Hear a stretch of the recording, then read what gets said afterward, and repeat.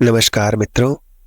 मेघनाद को हिंदू धर्म ग्रंथों में सबसे महान योद्धाओं में से एक माना जाता है। मेघनाद एक महान पंडित, वक्ता, भक्त, ज्ञानी और ज्योतिषी था। मेघनाद को ब्रह्मास्त्र, नारायण अस्त्र और पशुपतास्त्र से सुसज्जित था। उसे इंद्रजीत भी कहा जाता है। मित्रों, ऐसा क्या कारण था कि लक्ष्मण के साथ युद्ध में जब उसका वध हो जाता है, मेघनाद वीरगति को प्राप्त हो जाता है, तब उसका मस्तक प्रभु श्री राम ने लक्ष्मण जी से ये कहा कि उसका मस्तक धरती पर गिरना नहीं चाहिए। ऐसा उन्होंने क्यों कहा, वीडियो के माध्यम से हम आपको बताएंगे। मित्रों, ये जानने के लिए आप इस वीडियो को पूरा अंत तक अवश्य देखें। आपसे अनुरोध है कि यदि आप इस चैनल पर नए हो तो इस चैनल को सब्सक्राइब कर लें और यह कथा आपको अच्छी लगे तो इसे लाइक अवश्य करें। प्रभु श्री राम ने लक्ष्मण से क्यों कहा कि मेघनाद का मस्तक भूमि पर कदापि नहीं गिरना चाहिए? श्री राम लक्ष्मण से कहते हैं, मेघनाद का मस्तक यदि पृथ्वी पर गिर पड़ा तो हमारी समस्त सेना का विध्वंस हो जाएगा। मेघनाद बहुत ही प्रबल एवं शक्तिशाली योद्धा था। उसके जन्म के उपरांत ही सृष्टि के संपूर्ण मेघों ने रोते हुए एक समान एक साथ नाद किया था। उसके बाद उसका नामकरण तभी मेघनाद हुआ था। उसके पास नागपाश रूपी ऐसा शस्त्र था जिससे वह अदृश्य होकर राम लक्ष्मण सहित सारी सेना पर बादलों के पीछे छुपकर वार कर सकता था।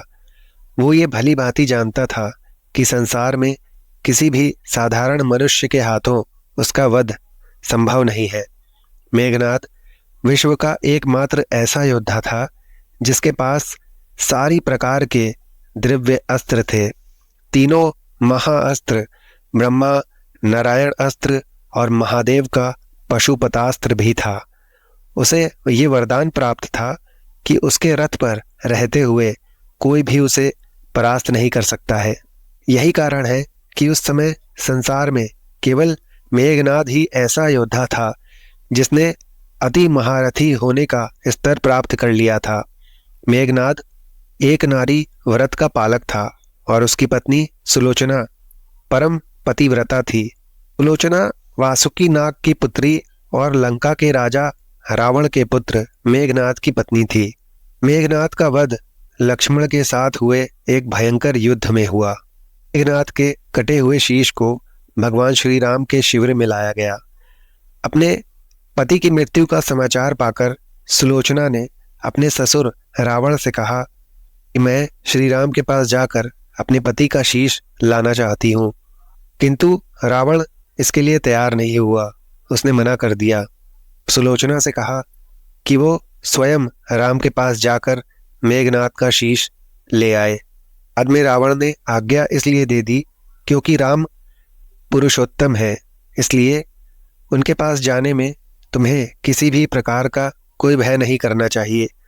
रावण के महापराक्रमी पुत्र मेघनाद का वध करने की प्रतिज्ञा लेकर लक्ष्मण जिस समय युद्ध भूमि में जाने के लिए तैयार हुए, तब राम उनसे कहते हैं, लक्ष्मण, रण में जाकर तुम अपनी वीरता और रण कौशल से रावण के पुत्र मेघनाद का वध कर दोगे।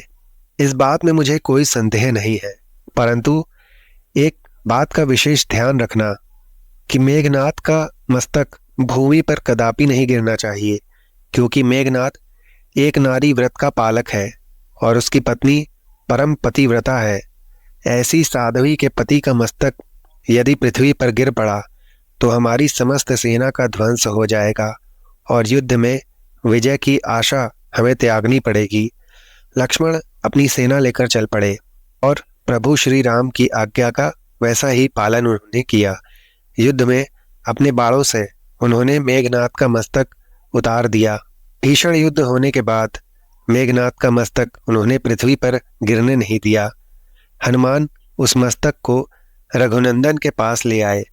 मेघनाद की दाहिनी भुजा आकाश में उड़ती हुई उसकी पत्नी सुलोचना के पास जाकर गिरी। सुलोचना ये देखकर चकित हो गई। दूसरे ही क्षण अत्यंत दुख से व्याकुल होकर वो रोने लगी। पर उसने भुजा को स्पर्श नहीं किया। उसने सोचा, संभव है यह भुजा किसी अन्य व्यक्ति की हो। ऐसी दशा में पर पुरुष के स्पर्श का दोष मुझे लगेगा। निर्णय करने के लिए उसने भुजा से कहा, यदि तू मेरे स्वामी की भुजा है तो मेरे पतिव्रत की शक्ति से युद्ध का सारा वृत्तांत लिख दे। भुजा में उसकी दासी ने उसे लेखनी पकड़ा दी। लेखनी ने लिख दिया, प्राण प्रिय, यह भुजा मेरी ही है। युद्ध भूमि में श्री राम के भाई लक्ष्मण से मेरा युद्ध हुआ। लक्ष्मण ने कई वर्षों से पत्नी, अन्न और निद्रा छोड़ रखी है।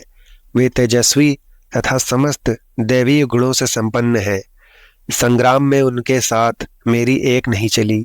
अंत में उन्हीं के बाणों से घायल होने से मेरा प्राण अंत हो गया।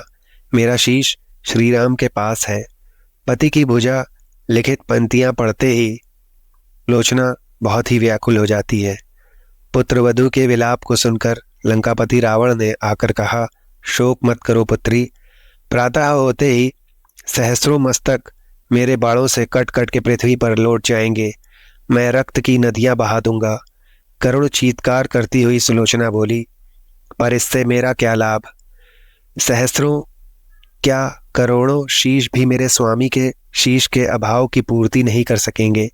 सुलोचना ने निश्चय किया कि उसे अब सती हो जाना चाहिए, किंतु पति का शव तो राम के दल में ही पड़ा हुआ था। फिर वो कैसे सती होती? जब अपने ससुर रावण से उसने अपना अभिप्राय कहकर अपने पति का शव मंगवाने के लिए कहा, तब रावण ने उत्तर दिया, देवी, तुम स्वयं ही राम के दल में जाकर अपने पति का शव प्राप्त करो। जिस समाज में बाल ब्रह्मचारी हनुमान, परम जितेंद्रिय लक्ष्मण तथा एक पत्नी व्रतधारी भगवान श्री राम विद्यमान है, उस समाज में तुम्हें जाने से बिल्कुल भी डरना नहीं चाहिए। मुझे विश्वास है कि इन स्तुत्य महापुरुषों के द्वारा तुम निराश नहीं लौटाई जाओगी। सुलोचना के आने का समाचार सुनते ही श्री राम खड़े हो गए और स्वयं चलकर सुलोचना के पास आए और बोले, हे देवी, तुम्हारे पति विश्व के बहुत ही महान योद्धा और पराक्रमी थे। उन्होंने युद्ध में वीर गति प्राप्त की। उनमें बहुत से सद्गुण थे, किंतु विधि का लिखा कौन बदल सकता है। आज तुम्हें इस तरह देखकर मेरे मन में पीड़ा हो रही है। सुलोचना भगवान की स्तुति करने लगी। श्री राम ने उसे बीच में ही टोकते हुए कहा, देवी, मुझे लज्जित न करें। पतिव्रता की महिमा अपार है, उसकी शक्ति की तुलना नहीं है। मैं जानता हूँ कि तुम परम सती हो। तुम्हारे सतीत्व से विश्व भी थर्राता है। बताओ कि मैं तुम्हारी किस प्रकार सहायता कर सकता हूँ।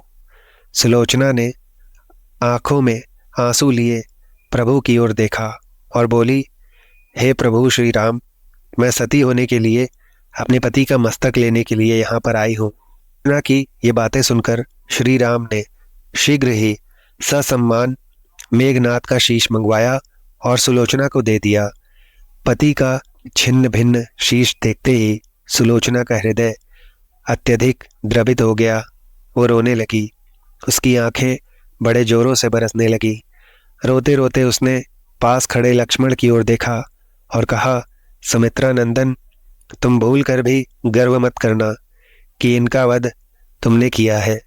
मेरे स्वामी को धराशायी करने की शक्ति विश्व में किसी के पास नहीं थी। यह तो दो प्रतिव्रता नारियों का भाग्य था। आपकी पत्नी भी पतिव्रता है और मैं भी पति चरणों में अनुरक्ति रखने वाली हूँ, उनकी अनन्य उपासिका हूँ। पर दुर्भाग्य से मेरे पति एक पतिव्रता नारी का अपहरण करने वाले पिता का अन्न खाते थे और उन्हीं के लिए युद्ध में उतरे थे। इसी कारण से मेरे जीवन, धन, परलोक सिधारे। सभी योद्धा सुलोचना को राम शिविर में देखकर चकित थे। वे ये नहीं समझ पा रहे थे कि सुलोचना को ये कैसे पता चला कि उसके पति का शीश भगवान राम के पास है। जिज्ञासा शांत करने के लिए सुग्रीव ने पूछ ही लिया, देवी, यह बात आपको कैसे ज्ञात हुई कि मेघनाद का शीश श्री राम के शिविर में है? तब सुलोचना ने स्पष्टता से बता दिया मेरे पति की भुजा युद्ध भूमि से उड़ती हुई मेरे पास चली गई थी। उसी ने लिखकर मुझे यह बताया कि मेरा शीश राम के शिविर में है। व्यंग्य करते हुए सुग्रीव बोल उठे, निष्प्राण भुजा यदि लिख सकती है तो फिर यह कटा हुआ सिर भी हंस सकता है। श्री राम ने कहा, व्यर्थ बातें मत करो मित्र, पतिव्रता के महात्म्य को तुम नहीं जानते। श्री राम की इन बातों को सुनकर सुलोचना प्रभु श्री राम के आबों को समझ जाती है और उनका सम्मान और बढ़ जाता है। सुलोचना कहती है, यदि मैं मन, वचन और कर्म से पति को देवता मानती हूँ तो मेरे पति का यह निर्जीव मस्तक हंस पड़े। सुलोचना की बात पूरी भी नहीं हुई थी कि कटा हुआ मेघनाथ का वो मस्तक जोरों से हंसने लगा। यह देखकर सभी वहां उपस्थित लोग दंग रह गए। सभी ने पतिव्रता सुलोचना को प्रणाम किया। सभी पतिव्रता की महिमा से परिचित हो गए। चलते समय सुलोचना ने प्रभु श्री राम से प्रार्थना की, हे भगवान, आज मेरे पति की अन्येष्टि क्रिया है और मैं उनकी सहचरी उनसे मिलने जा रही हूँ, अतः आज युद्ध बंद रहे तो अच्छा होगा। श्री राम ने सुलोचना की प्रार्थना स्वीकार कर ली। सुलोचना पति का सिर लेकर वापस लंका आ गई। लंका में समुद्र के तट पर एक चंदन की चिता तैयार की गई। पति का शीश गोद में लेकर सुलोचना उस चिता पर बैठ जाती है और धधकती हुई अग्नि में कुछ ही क्षणों में वो सती हो जाती है। आखिर क्यों मेघनाथ को सिर्फ लक्ष्मण ही मार सकते थे, राम नहीं? मेघनाथ को एक वरदान प्राप्त था। मित्रों, एक बार देवासुर संग्राम में रावण को इंद्र द्वारा बंदी बना लिया गया था। तब मेघनाथ ने अपने पिता की रक्षा के लिए इंद्र को ही बंदी बना लिया और उन्हें लंका ले आए। इसीलिए मेघनाथ को इंद्रजीत के नाम से भी जाना जाता है। जब इंद्र को मुक्त कराने के लिए ब्रह्मा जी उसके द्वार पर पधारे तो ब्रह्मा से उसने एक वरदान रूपी अपेक्षा पूर्ण करने को कहा और अपने प्राणों की रक्षा और अमर रहने के लिए उसने ये वरदान मांगा कि मुझे वही मार सकेगा जिसने 14 वर्षों तक ना तो भोजन ग्रहण किया हो और ना ही किसी स्त्री का मुख देखा हो और ना ही निद्रा का आहार ग्रहण किया हो, अर्थात 14 वर्षों तक सोया ना हो। उसके इस वरदान की मांग को पूर्ण कर ब्रह्मा जी ने इंद्रदेव को मेघनाथ की कैद से मुक्ति प्रदान की। श्री राम बोले, मैं वनवास काल में 14 वर्षों तक नियमित रूप से लक्ष्मण के हिस्से का फल फूल देता रहा। उन्होंने कहा कि मैं सीता के साथ एक कुटी में रहता था। बगल की कुटी में लक्ष्मण रहते थे। फिर सीता का मुख भी न देखा हो और 14 वर्षों तक सोए न हो, ऐसा कैसे संभव है? अगस्त्य मुनि सारी बात समझकर मुस्कुराए। प्रभु से कुछ छिपा है भला? प्रभु श्री राम को तो सब कुछ पता था। दरअसल मित्रों, सभी लोग सिर्फ श्री राम का ही गुणगान करते थे, लेकिन भगवान राम चाहते थे कि लक्ष्मण जी के तप और वीरता की भी चर्चा हो। अयोध्या के घर घर में ये चर्चा होनी चाहिए। अगस्त्य मुनि ने श्री राम से कहा कि क्यों न लक्ष्मण जी से यह पूछ लिया जाए। लक्ष्मण जी आए तो राम जी ने कहा कि आपसे जो पूछा जाए उसे सच सच बताइएगा। प्रभु ने पूछा, हम तीनों 14 वर्षों तक साथ रहे, फिर आपने सीता का मुख कैसे नहीं देखा? आपको खाने के लिए फल दिए गए, फिर भी आप अनाहारी कैसे रहे और 14 वर्षों तक सोए कैसे नहीं? ये सब कैसे संभव हुआ? तब लक्ष्मण जी ने बताया, पूज्य भैया, जब हम भाभी को खोजते हुए ऋषिमुख पर्वत पर गए तो सुग्रीव ने हमें उनके आभूषण दिखाकर पहचानने को कहा था। आपको स्मरण होगा, मैं उनके पैरों के आभूषण के अलावा कोई अन्य आभूषण नहीं पहचान पाया था, क्योंकि मैंने कभी भी उनके चरणों के ऊपर देखा ही नहीं। 14 वर्ष नहीं सोने के बारे में लक्ष्मण ने कहा कि आप और माता एक कुटिया में सोते थे। मैं रात भर बाहर धनुष पर बाण चढ़ाए पहरेदारी में खड़ा रहता था। निद्रा देवी ने मेरी आंखों पर पहरा करने की कोशिश की तो मैंने निद्रा को अपने बाणों से बेध दिया। तब निद्रा ने हार कर स्वीकार किया कि वह 14 साल तक मुझे स्पर्श नहीं करेगी, लेकिन जब श्री राम का अयोध्या में राज्याभिषेक होगा और मैं उनके पीछे सेवक की तरह छत्र लिए खड़ा रहूंगा, तब वह मुझे घेरेंगी। आपको याद होगा, राज्याभिषेक के समय मेरे हाथ से छत्र गिर गया था। लक्ष्मण जी ने आगे बताया कि जब मैं जो फल फूला था, आप उसके 3 भाग करते थे। एक भाग देकर आप मुझसे कहते थे, लक्ष्मण फल रख लो। आपने कभी फल खाने को कहा ही नहीं, फिर बिना आपकी आज्ञा के मैं उसे कैसे खाता? मैंने उन्हें संभाल कर रख दिया। लक्ष्मण भगवान राम से कहते हैं कि मैंने गुरु विश्वामित्र से एक अतिरिक्त विद्या का ज्ञान लिया था। इससे बिना अन्न ग्रहण किए भी व्यक्ति जीवित रह सकता है। उसी विद्या से मैंने भी अपनी भूख को नियंत्रित किया और मेघनाद मेरे द्वारा मारा गया। यह सुनते ही प्रभु श्री राम फिर से भाव विभोर हो गए और लक्ष्मण को अपने गले से लगा लिया। मित्रों, इससे हमें पता चलता है कि लक्ष्मण जी कितने महान व्यक्तित्व के रूप में अवतार लिए मनुष्य थे। मित्रों, आपको ये कथा कैसी लगी, कृपया हमें कमेंट में अवश्य बताइएगा। यदि आपको यह वीडियो पसंद आया हो तो इसे लाइक अवश्य करिएगा, और यदि आप इस चैनल पर नए हो तो हमारे चैनल को सब्सक्राइब करना ना भूलें। धन्यवाद मित्रों।